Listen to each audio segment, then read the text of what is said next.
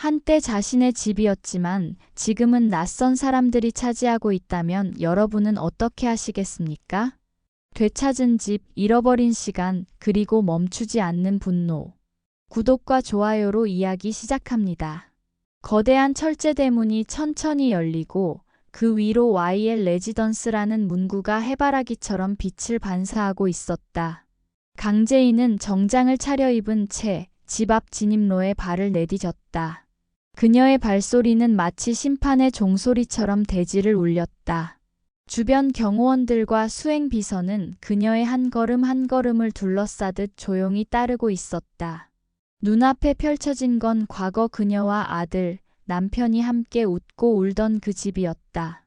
그러나 지금은 전혀 다른 이들이 차지하고 있었다. 출입문은 낡았고 정원엔 잡초가 자라고 있었다. 그리고 그곳에 앉아있던 이는 바로 노숙자였다. 황기찬의 어머니, 그리고 지금껏 재인을 핍박했던 장본인. 어머, 누가 오셨나 했더니 쫓겨났던 마님 아니셔? 노숙자는 너털웃음을 지으며 텃세를 부렸다. 강재인은 단 한 번의 눈빛도 흔들리지 않았다. 이 집은 이제 제 겁니다. 등기부 등본, 원본 여기 있어요. 그녀는 보좌진에게 손짓하자 법무법인 로고가 선명한 봉투가 노숙자의 앞에 떨어졌다.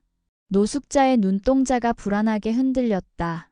무슨 헛소리야. 여긴 우리 집이야. 기찬이 이름으로 돼 있고 그 기찬이 며칠 전에 제게 양도각서 썼어요. 회장 해임 당하고 나서 말이죠. 모르셨어요? 강재인의 목소리는 유리처럼 차가웠다. 그러자 황기만이 휘청이며 현관 쪽으로 걸어 나왔다. 얼굴은 수척했고 어린아이 같은 눈빛으로 바닥만 보고 있었다. 그 뒤를 따라 나온 강세리는 여전히 고급스러운 차림이었지만 얼굴엔 초조함이 가득했다. 이봐요, 강재인 씨. 아무리 회장직 되찾았다고 해도 이건 도리가 아니죠. 아직 우리 짐도 안 뺐는데? 그 말이 끝나기도 전 강재인은 돌아서며 외쳤다. 짐은 경호팀이 꺼내요. 자, 이제 짐이나 쓰레기 다 끄집어내. 경호원들이 움직이자 노숙자는 황급히 자리를 피하려 했다. 이게 무슨 짓이야. 여긴 내 집이야. 우리가 살아온 집이라고. 그 외침에 재인은 조용히 그녀를 바라보다가 입을 열었다. 그 자리는요, 제 아들이 죽은 자리예요. 그 말에 주위가 숨을 죽였다. 그날 은호가 마지막으로 앉았던 그 소파, 당신이 앉아있더군요. 아무렇지 않게. 마치 당신이 주인인 것처럼. 그 아이가 그 자리에 있었다면 지금쯤 살아있었을지도 몰라요. 노숙자는 입을 벌렸지만 아무 말도 하지 못했다. 그녀의 눈에 눈물이 고이기 시작했고 결국 바닥에 주저앉았다. 그런 줄 몰랐어. 정말. 하지만 강재인은 단호했다. 몰랐다면 이제라도 나가세요. 더 이상 이 집에 당신들의 자리는 없습니다. 기만은 뒤에서 조용히 고개를 떨군 채 자신의 신발을 손에 들고 현관문 밖으로 나왔다. 강세리는 눈을 부릅뜨며 소리쳤다. 이건 부당해. 우린 법적으로도 소유권이 있었고 난 지호랑 살아야 해. 지호요? 친자도 아닌 아이를요? 재인의 말에 세리는 그대로 얼어붙었다. 당신이 그 아이를 지키고 싶으면 지금이라도 나가요. 더 모욕받기 전에. 강세리는 끝내 입술을 깨문 채 가방을 챙겨 들고 노숙자와 기만을 부축하며 집을 나섰다. 재인은 문 앞에 서서 그들의 뒷모습을 바라봤다. 세리는 가쁜 숨을 몰아쉬며 부동산 사무소로 들어섰다. 그녀는 며칠 전 집값이 급락하기 전에 헐값에 넘긴 고급 빌라 계약건을 다시 확인하러 온 참이었다. 계약서를 전달받자마자 첫 장을 넘기던 세리의 손끝이 순간 멈췄다. 낯익은 이름이 눈에 꽂혔다. 매수인 강재인. 이게 무슨 장난이야? 순간 눈앞이 흐려졌다. 마치 등 뒤에서 누군가 얼음물을 들이부은 듯 머리끝부터 심장이 얼어붙는 느낌. 그녀는 주변을 두리번거리며 부동산 직원에게 따졌다. 이거 매수인 강재인? 이 사람이 진짜 그 강재인 맞아요? 직원은 당황한 듯 고개를 끄덕이며 조심스럽게 말했다. 네, 강재인 씨 맞습니다.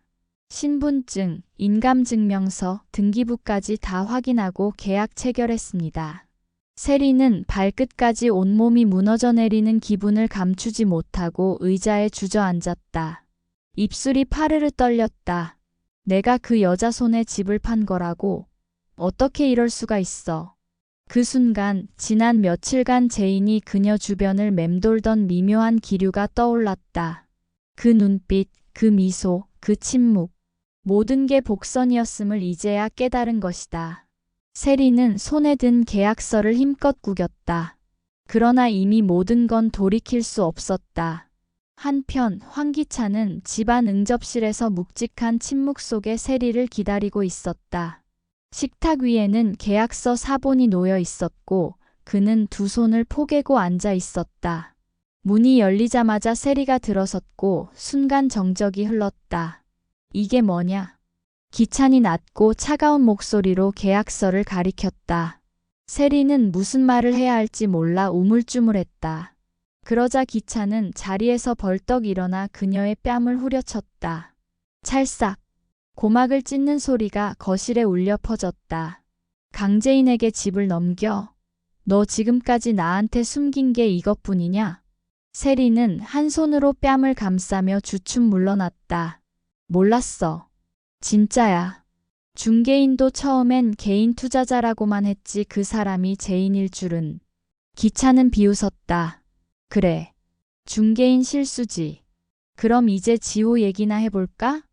그 순간 세리의 안색이 사색으로 변했다. 기찬은 한 걸음 더 다가오며 눈을 치켜떴다. 지호가 진짜 내 아들이냐? 대답해. 내가 지금 이 꼴이 돼서도 모를 것 같아? 세리는 온몸을 떨며 고개를 저었다. 당신 아들이야. 난 맹세해. 의심할 필요 없어. 그러나 기찬은 고개를 절레절레 흔들며 쓰게 웃었다. 그 맹세 언젠가 네가 제인이한테도 했었지. 넌 늘 맹세만 해. 그게 얼마나 가볍고 더러운 줄 알면서도. 기찬은 분노를 억누르며 소파에 털썩 앉았다. 그는 손에 든 종이를 던졌다. 그 종이엔 병원에서 몰래 확인한 유전자 검사 결과가 적혀 있었다. 부마이너스자 불일치라는 단 3글자가 그를 조롱하듯 새겨져 있었다. 세리는 떨리는 손으로 그 종이를 주었다. 그리고는 주저앉았다. 하얀 입술을 깨물고 손톱이 팔뚝을 파고들 정도로 스스로를 눌렀다. 하지만 기찬은 더 이상 동정심도 자비도 없었다. 그에게 세리는 이제 파멸 그 자체였다. 그때 창밖에서 들려오는 소란스러운 웃음소리. 세리는 창문 쪽으로 고개를 돌렸다.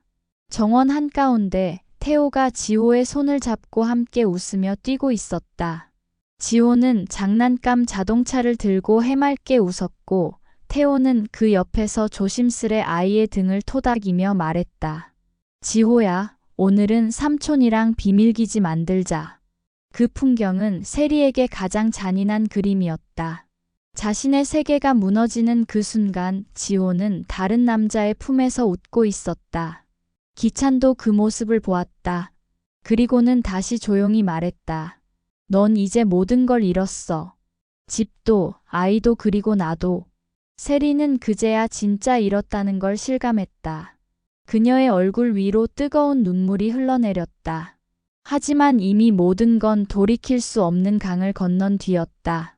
햇살이 유난히 포근하던 오후 서울 외곽의 조용한 공원 벤치에 이태호가 앉아 있었다. 그의 옆에는 황지호가 공처럼 동그랗게 말린 종이 비행기를 날리며 신나게 뛰어다니고 있었다. 아이는 아직 세상의 어둠과 진실을 모른 채 순수한 웃음만 품고 있었다. 이태호는 그 아이의 뒷모습을 바라보며 차마 꺼내지 못했던 진심을 혼잣말처럼 삼켰다. 넌 아무 죄도 없는데 왜 자꾸 너를 볼수록 가슴이 아프지?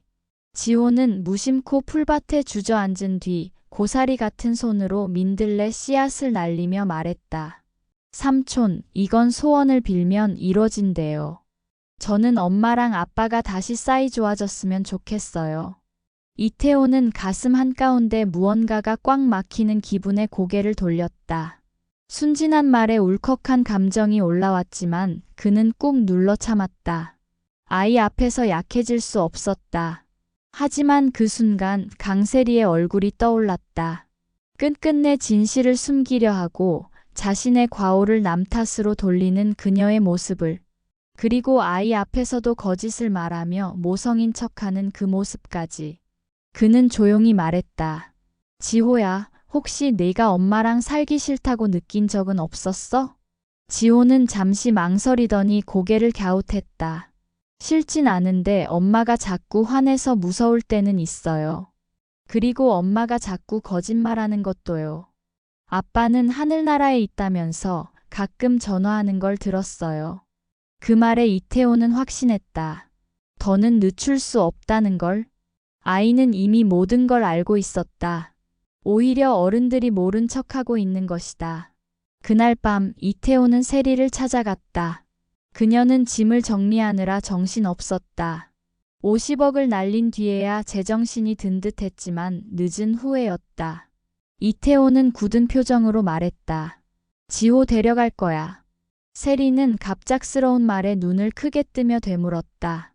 뭐? 너 지금 무슨 소리 하는 거야?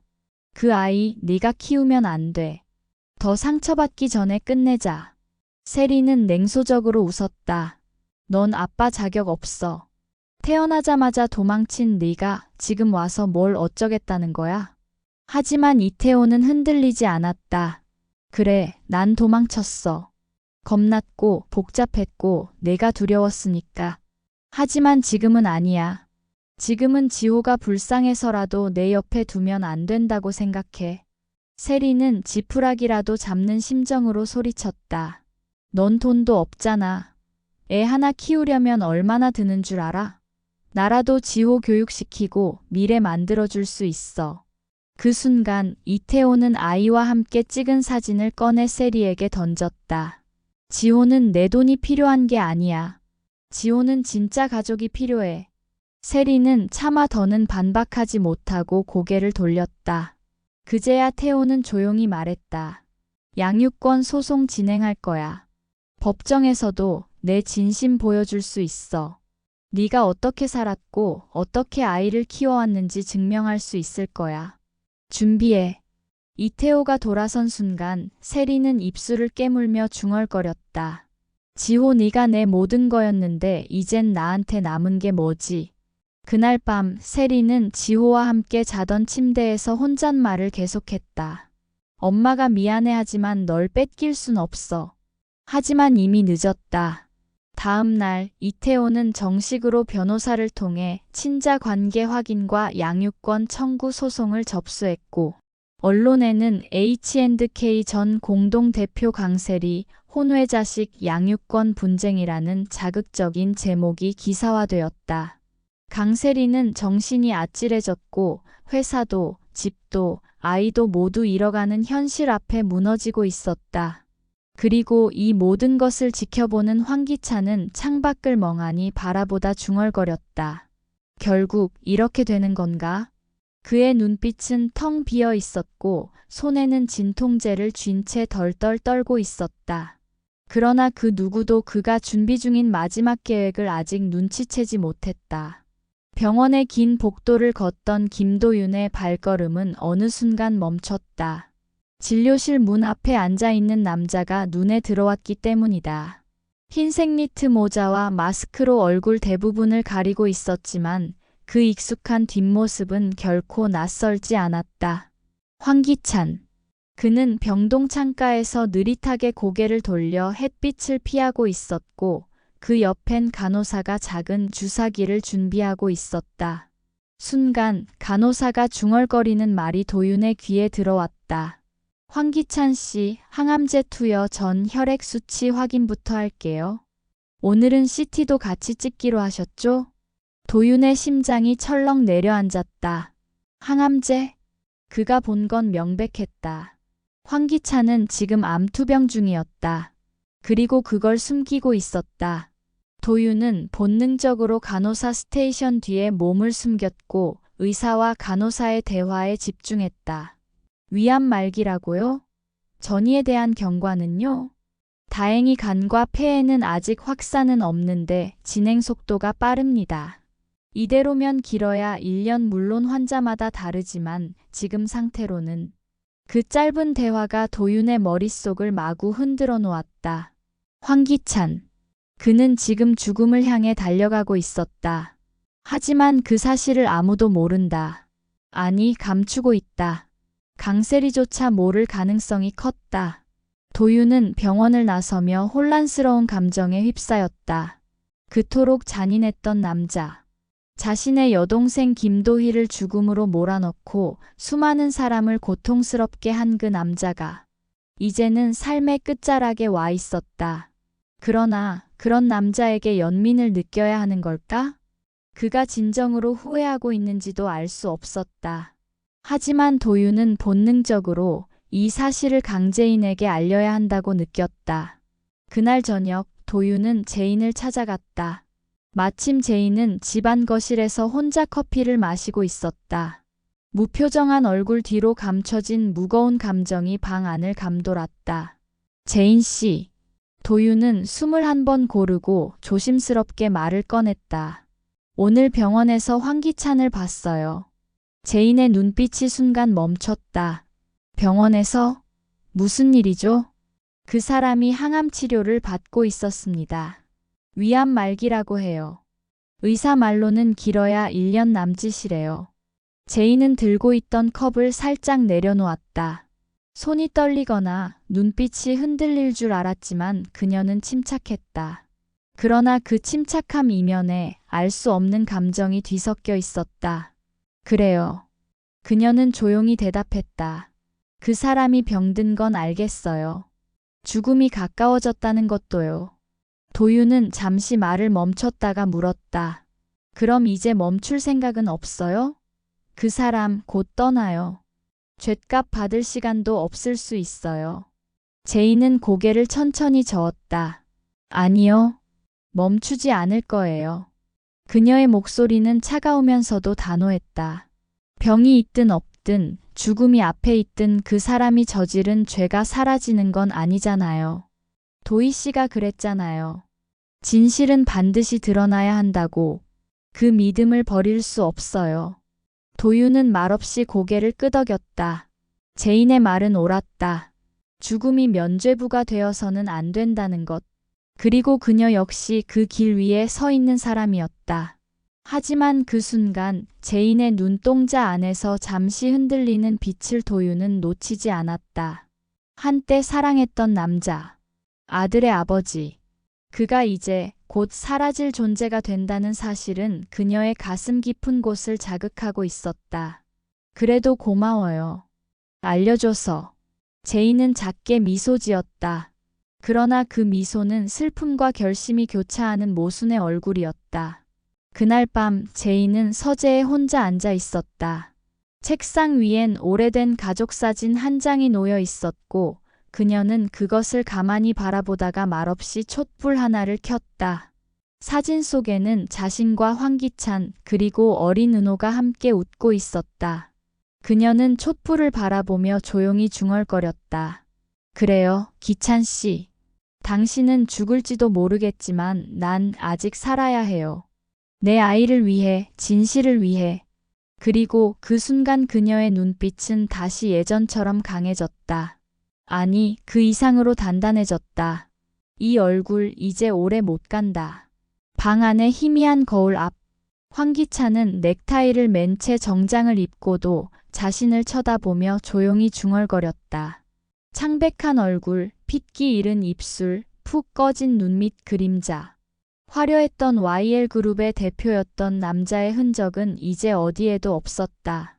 그는 손끝으로 거울을 쓰다듬듯 문지르며 오래된 기억 속 무언가를 떠올리는 듯했다. 제인아, 내가 이렇게까지 무너져야만 했을까? 네가 기억해주면 그걸로 되는 걸까? 그의 목소리는 갈라져 있었다. 오만했던 목소리는 사라지고 마치 죽음을 앞둔 늙은 사내의 체념처럼 무력했다. 그는 숨을 길게 내쉬고 소파에 털썩 주저앉는다. 침대 맡에는 암치료약이 줄지어 놓여 있고 탁자 위에는 말기위암 전이 확인이라는 문구가 적힌 진단서가 뒤집혀 있다. 그는 그 위에 담배 하나를 올려두더니 불도 붙이지 않은 채 입에 물었다. 그 순간 문이 열리고 강세리가 들어온다. 그녀는 황급히 눈가를 훔치며 다가와 기찬 씨, 제발 다시 생각해. 라며 떨리는 목소리로 말한다. 하지만 황기찬은 눈도 마주치지 않은 채 대답했다. 무슨 생각? 나한텐 그딴 거 다 의미 없어. 아니야, 방법 있을지도 몰라. 우리 다시. 그만해. 황기찬이 고개를 천천히 돌리며 그녀를 바라봤다. 강세리는 고개를 떨구며 울기 시작했다. 그러나 그것은 참회의 눈물이 아니라 자신이 놓쳐버린 권력과 안전에 대한 통곡에 가까웠다. 지호라도 내 곁에 있어줘야지. 황기찬은 그녀를 바라보다가 담배를 테이블에 내려놓고 말했다. 지호, 그 아이 너의 야망 때문에 이용당한 거다. 내가 죽어도 지호는 너 옆에 남기지 않을 거야. 그 말에 강세리는 주저앉아 엉엉 울기 시작한다. 황기찬은 조용히 일어나 문 쪽으로 걸어갔다. 그의 발걸음은 무겁고 느렸으며 그림자는 더욱 짙었다. 그날 저녁 도윤의 병원 근처 카페. 강재인, 이태호, 김도윤이 조용히 한자리에 모였다. 테이블 위에는 김도희가 생전에 수집한 증거물과 태호가 캐서린과 관련해 확보한 문서들, 도윤이 최근 확보한 이메일 프린트물이 정리되어 있다. 제인은 조용히 입을 연다. 기찬은 곧 죽을 거예요. 하지만 그가 죽기 전에 진실을 세상에 알려야 해요. 그래야 도희가 눈 감을 수 있죠. 태호가 고개를 끄덕인다. 진짜 캐서린도 움직이기 시작했어. 그녀가 들고 온 정보는 우리가 가진 퍼즐의 마지막 조각이 될 수 있어. 도윤은 조용히 고개를 끄덕인다. 마지막 단서를 정리합시다. 이젠 끝내야죠. 세 사람의 눈빛은 이전과는 달랐다. 복수나 분노를 넘어서 이제는 반드시 정의를 세워야 한다는 사명감이 담긴 눈빛이었다. 인천국제공항. 검은색 수트를 입은 여인이 고개를 들어 한국 땅을 바라본다. 그녀의 손에는 캐서린 리라는 이름이 적힌 여권이 들려 있고 시선을 들이자 강세리의 사진을 뚫어지게 바라보는 모습. 그녀가 짐을 들고 입국장을 빠져나가자 공항 대기석에서 무언가를 보고 있던 정보원이 무전기를 든다. 확인했습니다. 진짜 캐서린이 입국했습니다. 그 소식이 전달되는 순간 한적한 카페에 앉아있던 강세리가 핸드폰을 떨어뜨린다. 눈앞이 하얘진 그녀, 입술이 파르르 떨린다. 말도 안 돼, 그녀는 죽었잖아. 이제 마지막을 향해 달려가고 있습니다. 다음 화가 궁금하다면 구독과 좋아요로 함께 해주세요.